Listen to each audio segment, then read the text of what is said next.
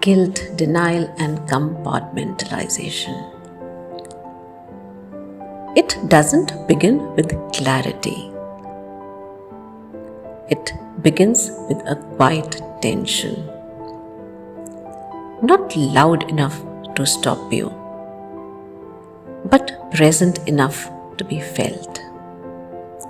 A hesitation before you respond. A slight discomfort that passes quickly. A moment where something doesn't fully sit right. But then you move forward anyway. Because conflict does not always announce itself. Sometimes it lingers in the background. Two realities begin to exist at once. In one, you are present, committed, living your life as it always has been. In the other, you are somewhere else, emotionally engaged, pulled towards something that feels alive. And these two do not easily meet, so they are kept apart. There is an assumption that guilt should stop you, that if something feels wrong, it will end. But that is not how it works. Guilt and continuation often coexist. You can feel discomfort and still return. You can question something and still choose it again. And over time, guilt changes. It becomes quieter, less sharp, not because it has been resolved, but because it has been managed. Because to continue, the mind adjusts. It softens the meaning of what is happening. It is not that serious. It doesn't change what I have. This is temporary. I'm just looking after that person. We are just friends. We are just talking. I am helping them. These are not always conscious thoughts. They are subtle shifts, small reframes that makes the experience easier to carry. Not entirely false, but not entirely complete either. And then there is denial. Not as ignorance, but as a kind of selective awareness. You know, and then you don't.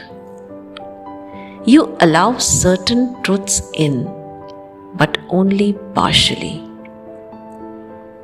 The impact, the consequences, the effect on the other person, they appear briefly and then recede, because to hold them fully would interrupt everything. So they are kept at a distance, not erased, just softened. And alongside this, a narrative begins to form. The relationship at homes becomes reinterpreted. It feels less complete, less satisfying. The connection outside feels meaningful, even necessary. And slowly, the situation begins to feel less like a choice and more like something that simply happened naturally, something inevitable. And this is how responsibility shifts, not removed but blurred.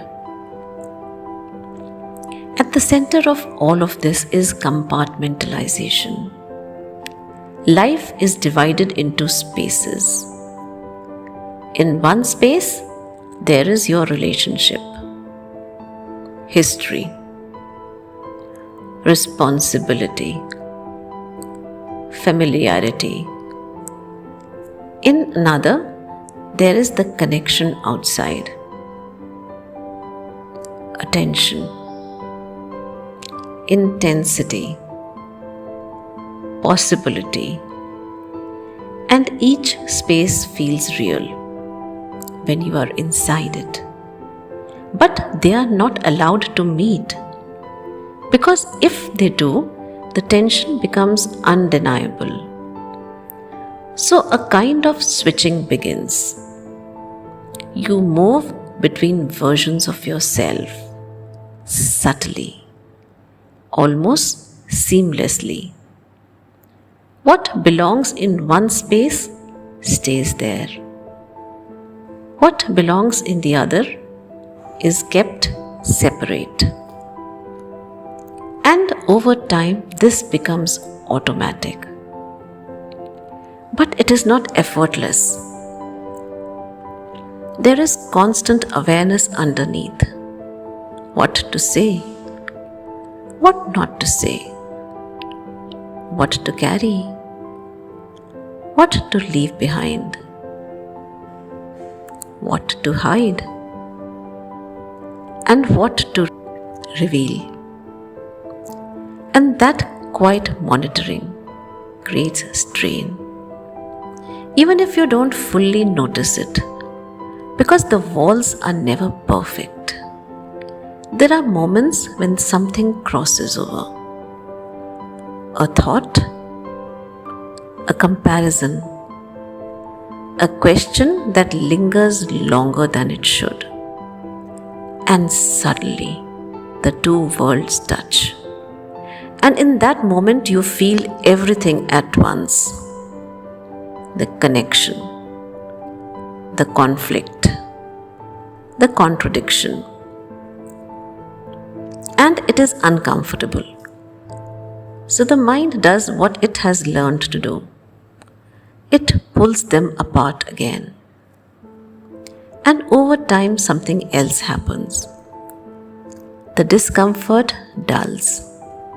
What once felt sharp becomes softer, less urgent. This is not resolution, it is adaptation. The system adjusts, so the behavior can continue.